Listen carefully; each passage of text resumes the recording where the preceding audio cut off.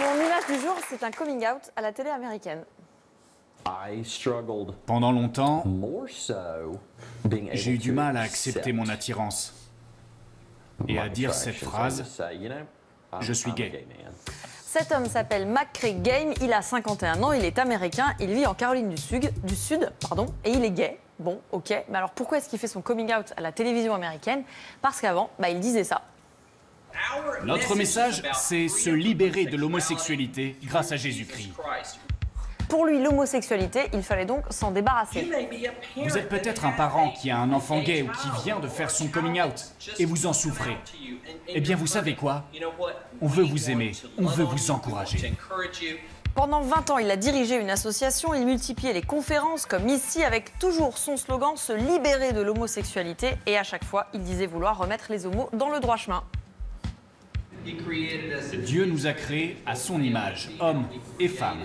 Et ensemble, nous nous complétons en tant qu'hommes et femmes.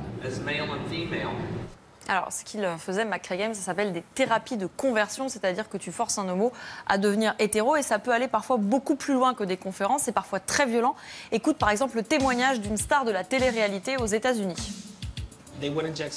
Ils ont injecté tellement de testostérone dans mes fesses que je ne pouvais plus m'asseoir. Mes jambes étaient tellement engourdies que je ne pouvais plus les bouger. Et puis on est passé aux électrochocs. Ils me posaient des questions et en fonction des réponses, je recevais une décharge. Vous êtes enfermé dans une pièce pendant des heures et vous finissez par être convaincu que tout ce que vous croyez et aimez est mauvais et vous êtes détruit. Alors les thérapies de conversion, ça n'existe pas qu'aux États-Unis, on en a trouvé en Chine, en Russie, en Israël, il y en a aussi en France, même si c'est encore assez confidentiel.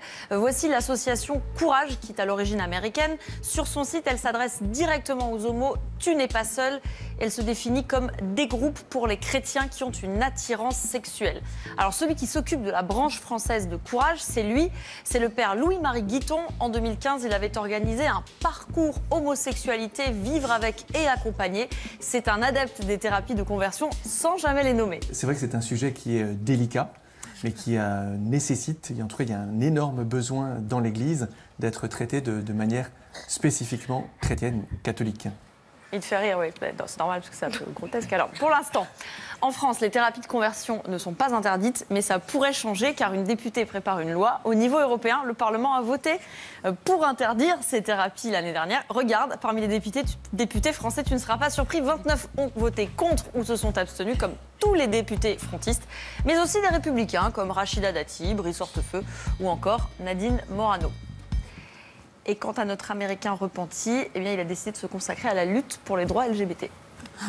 C'est possible. Merci Valentine, tu laisses continuer.